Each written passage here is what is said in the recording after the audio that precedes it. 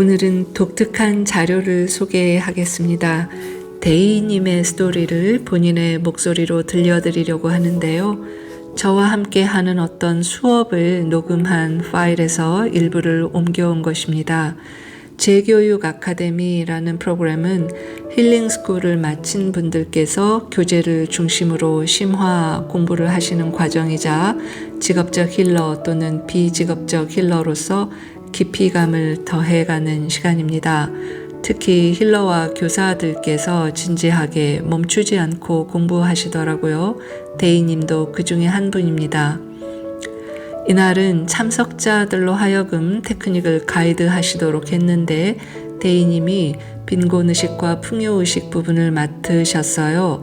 그 서두를 본인의 이야기로 시작하시더군요.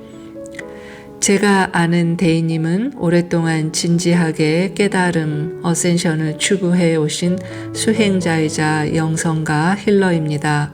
그런데 힐링스쿨에 와서야 감정의 문제, 생존 불안의 문제를 본격적으로 천착하게 되었다고 고백합니다.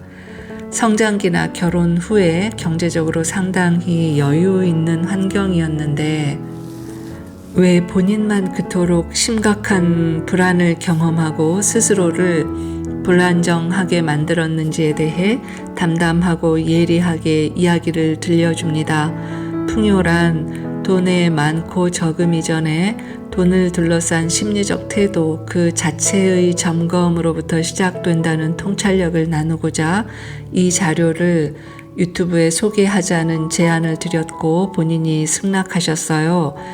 즉흥적이라 감정도 좀 배어있고 쉽지 않은 결정이었을 텐데 허락해 주셔서 감사합니다.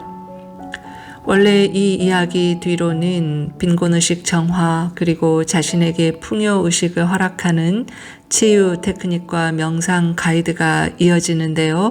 언젠가 함께 하실 수 있는 분들도 계시리라 예상합니다.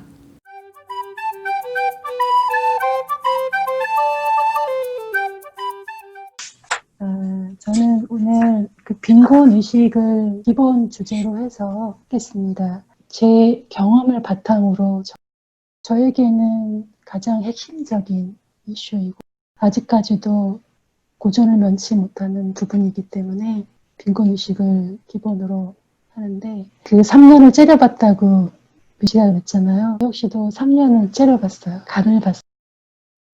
그 워크숍에 오면 좋았어요. 하지만 그녀들을 이해할 수가 없었어요. 아니 뭐 다 아는 이야기인데. 그리고 그녀들끼리 뭔가 연대한다는 느낌이 들었고 나는 뭔가 외톨이 같다는 느낌이 들어서 그 이질감을 극복을 할 수 없었고 그래도 뭔가 관심이 있었기 때문에 갈 때마다 하면 어떨까 이런 마음이 스며들었지만 안 하더라고요. 안 하는 이유가 있었어요. 결국은 없음이었거든요. 돈이 없어. 그리고 수업료가 비싸. 나는 그동안에 내가 타워 쇼핑하면서 갖다 바친 돈이 얼만데 할 수가 없지. 그러니까 내내 없음으로 가더라고요. 그러면서 그 어떤 책임 있는 창조라든가 자기 혁신으로 나아가지 않고 이 빈곤의식을 3년 내내 찌려보면서 거기에 멈춰 있었던 것 같아요. 그러면서 제가 정말 똥줄이 타는 더 이상 헤일로 쌤이 안 가르쳐. 그럼 나한테 배워야 돼. 그래도 그렇게 할래라는 그 말이 저는 정말 굉장히 자존심이 상하기도 하면서 이 없음에 대해서 좀 짜증이 나더라고요. 그래서 서둘러서 정말 막차를 타서 힐링스쿨에 들어오게 됐는데 저는 이 빈곤의식, 아까 컴포트 존 이야기 나왔잖아요. 너무나 저는 컴포트 존이 없는 걸 넘어서 마이너스 존으로 가 있었는데 비로소 이곳에 와서 알게 되었어요. 왜 나는 돈이 없는지, 없는 것에 묶여 있고 제가 오랫동안 이 영성을 추구했지만 감정이라는 부분에 대해서 나의 생각과 감정에 대해서 다룰 수 있는 방법을 몰랐어요. 그건 환상이야. 그거는 에고야. 그런 측면에 머물러서 나는 다 알고 다 이해했는데 왜 나는 돈이 없지? 이런 생각에 깊이 숙고하거나 하지 않고 어떤 돈이 필요할 때 뭔가를 내가 선택을 해야 될 때 그때 나에게 어떤 커다란 장이었던 것 같아요. 그러다가 헤일로 힐링스쿨 어느 부분에 그런 말을 들었어요. 하나는 물질이 아니라 의식을 의식의 상태를 반영하는 거. 의식이 문제다. 저는 또 한 번 상처를 받았죠. 너무너무 저항이 올라오더라고요. 억울하고. 야, 정말 욕 나올 정도였는데 그때는 욕을 표현할 줄 모르기 때문에 숨겼죠. 아닌 척하면서 그래 인정해야지. 인정해야. 정말 애를 쓰는 단계에서 머물렀던 것 같아요. 그러면서 저의 그 감정 내면 깊숙이 있는 그 무언가가 건드려질 때 아, 나는 가질 자격이 없다.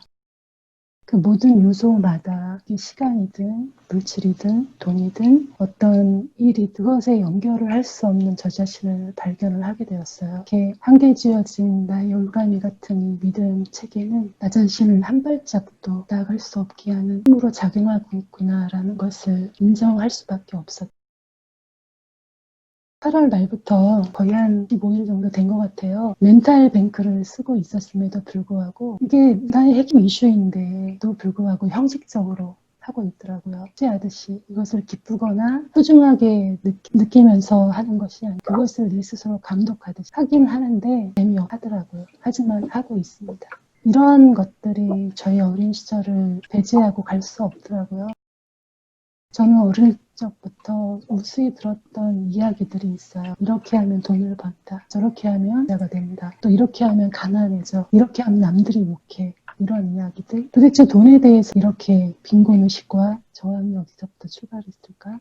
여러분들 다 아시다시피 우리 심리 발달 8단계 배우잖아요. 그 8단계에서 핵심적인 물론 엄마와의 관계도 있었지만 저는 딸로 태어나서 위에 둘인 오빠를 꼭 넘어가지 않을 수 없더라고요. 더더군다나 나보다도 공부 잘하고 똑똑해서 그 시절에 서울에서 서울로 유학 보낸 그 오빠 때문에 좀 참아. 기다려. 이런 이야기들을 늘 들었었어요. 그게 너무나 익숙했고 그런 오빠가 너무 좋았고 기다려지고 하지만 그 기남이 된 대접에 혼란으로 전락한 저 자신을 바라보면서 그게 이상했지만 질투도 났지만 그게 외롭고 쓸쓸했지만 그런 것을 그 누구와도 나누지를 못했어요.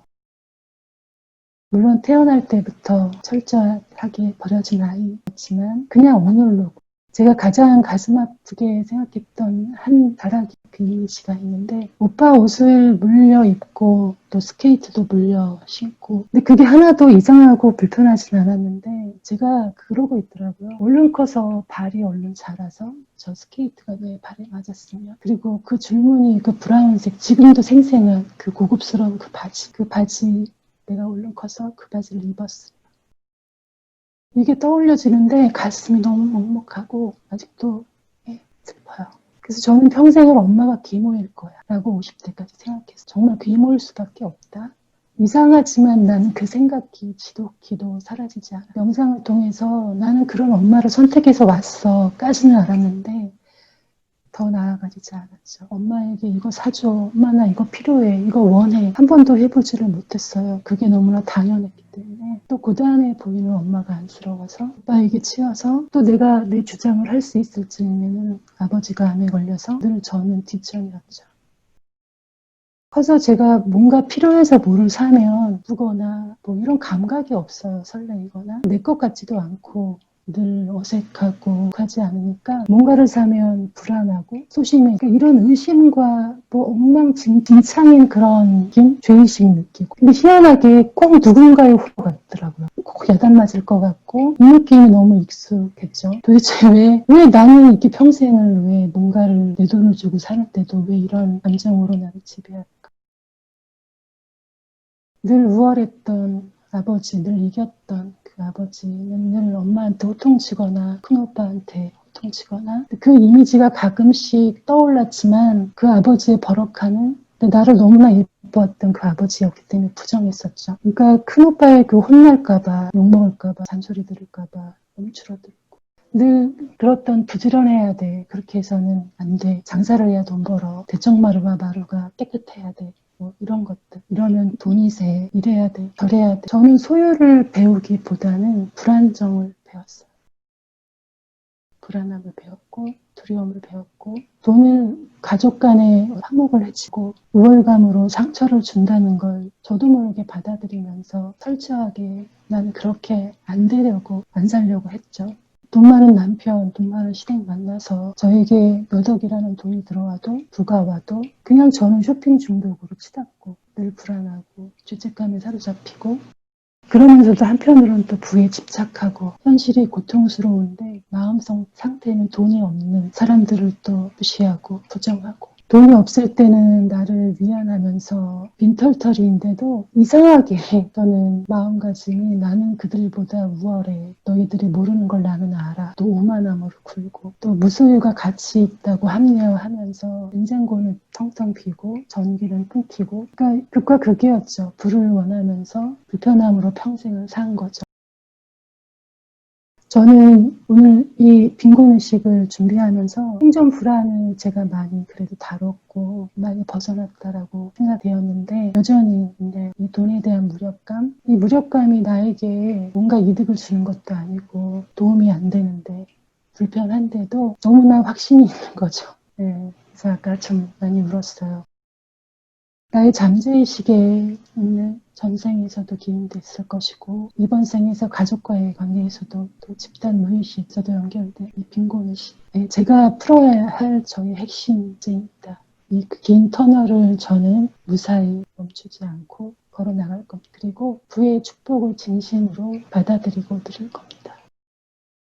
제가 며칠 전에 이런 걸 발견했어요. 살면서 싫어 소리를 제가 못했더라고요. 싫다고 너무 싫은데 너무 어떤 상황이 싫은데 말 한 번 못했더라고요. 그 표현을 하면 안 되는 줄 아는 저가 있더라고요. 이걸 인정하는데 온몸이 벌벌 떨리면서 그냥 오열을 했어요.